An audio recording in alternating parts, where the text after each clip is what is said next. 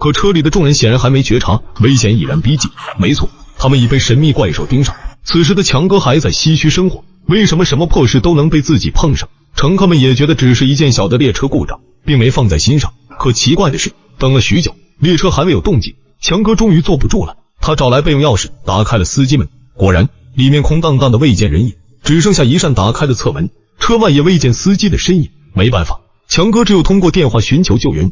可外面的暴风雨让信号瘫痪，这个方法行不通。强哥便不再浪费时间，他把剩余的乘客集中在一个车厢，随后告诉众人，不远处就有车站，只要穿过3公里的森林就可以到达。众人欣然同意。不久，一群人便浩浩荡荡走了出来，殊不知他们的行动已经被躲在黑暗中的怪兽盯上。